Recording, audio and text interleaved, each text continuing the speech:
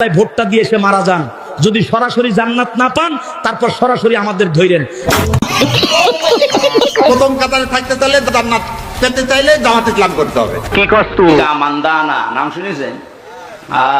ওই শুকটান দেওয়া বীরের মধ্যেও যদি সে ওই দাঁড়িপাল্লার দাওয়াত দিয়া আল্লাহর দ্বারে কবুল হয়ে যায়, আমরা ভালো হয়ে গেছি। এই ঝিনাইদহতে এমপি হতে পারি, একটা খুনের জন্য 10টা খুন ঘটাই দেব মুহূর্তের ভিতরে। তো কেমন আমাদের দল বাংলাদেশের জনগণের সাথে যে অন্যায় আচরণ করেছে, যে জুলুম করেছে, আমরা বিনা শর্তে মাপ চাই। একটিবারের জন্য আমাদেরকে আপনারা ক্ষমতায় দিন। আমরা ভালো হয়ে গেছি, এখন দেশের জন্য ভালো কিছু করতে চাই। জান্নাতে যেতে চাই, আর জান্নাতে যেতে না চাইলে কোনো সমস্যা নাই, কারণ 72-এর মধ্যে প্রথম কাতারে থাকতে চাইলে জান্নাত পেতে চাইলে জামাত ইসলাম করতে হবে। কি কষ্ট মান্দানা নাম শুনেছেন? চেহারার কাটিং এ এখন পৃথিবীতে 1 নম্বরে আছে। তবে ইদানিং আমাদের মন আরো বেশি খারাপ হওয়ার দরকার আছে, কারণ রাশমিকা মান্দানের বিয়ে হয়ে গেছে। এলাকায় দেখছি যে অনেক পোলাপান লেখতেছে, কানতাছে, বিভিন্ন এডিট মেডিট করছে, বুঝতে পারছি আমি। আরে বেটা বিয়া মন খারাপ করিস না বাবা।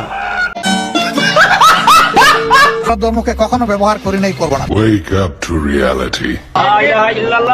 জিতবে এবার দাঁড়িপাল্লা, ইনশাআল্লাহ দাঁড়িপাল্লা।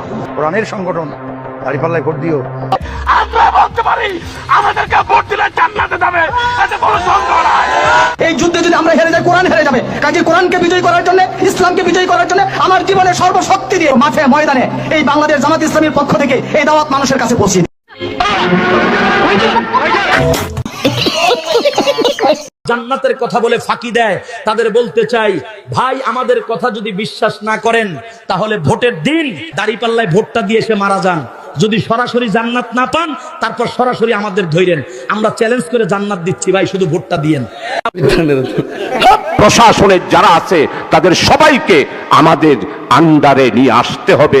আমাদের কথায় উঠবে, আমাদের কথায় বসবে, আমাদের কথায় গ্রেফতার করবে, আমাদের কথায় মামলা হারাবে। কথা কি ক্লিয়ার না ভেজাল আছে? কোনদিন ইবাদত করার সুযোগ পায় নাই, ওই শুকটান দেওয়া বীরের মধ্যেও যদি সে ওই দাঁড়িপাল্লার দাওয়াত দিয়া আল্লাহর দ্বারে কবুল হয়ে যায়, এমনও হইতে পারে পিছনের সব আল্লাহ মাফ করে দিয়ে তার তো ভালো করি। মানে কি বলবো, যাই হোক কে সহযোগিতা করতে রাজি আছেন? ইনশাআল্লাহ। আমি যদি জান্নাতি হই, এটাই আমার লাভ। আমি ব্যক্তি জাহান্নামী হয়ে গেলাম, আমার কোনো লাভ আছে? সে ক্ষমতায় না আসুক, কিন্তু আমি জান্নাতি।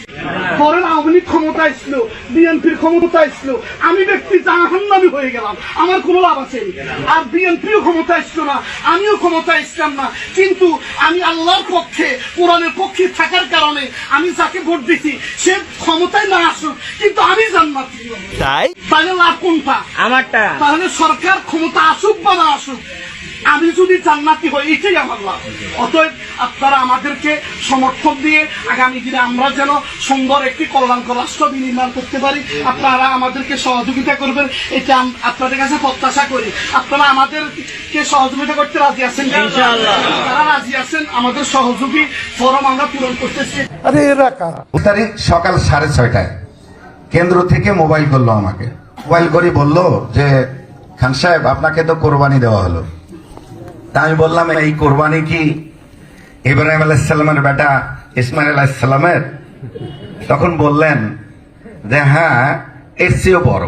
কি কষ্ট? তা আমি বললাম যে এর ব্যাখ্যাটা বললে ভালো হইতো।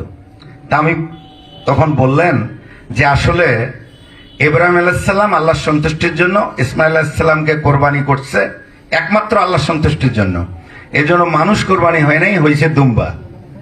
আর আপনার কোরবানি বলতে পীরগাছা কাউনিয়ার লাখ লাখ নারী পুরুষের কোরবানি, এই জন্য এই কোরবানিটা বড় কোরবানি। এটা আইসকর আল্লাহ আছে, আল্লাহ আছে, আল্লাহ আছে, আল্লাহর মেহেরবানি, আল্লাহ সূর্য দিয়ে চাইবো, আল্লাহ তাআলা আর এন্ডুল্লাহ মজ্জাকার মর্যাদা দিয়ে আমরা দোয়া করি দেন। আল্লাহর ওয়াস্তে রাজনৈতিক ফাটাফাটি নগরিও। আর নাম শাহজাহান চৌধুরী। আয় কারা কিছু কিছু শুনি বহুত চলে নাকি ইটা উল্টা পাল্টা। খবরদার, খবরদার, খবরদার। আমি শাহজাহান চৌধুরী। আর যারা নাও চিনে এটারা এখনো পর্যন্ত মাটির তলে বসবাস করে।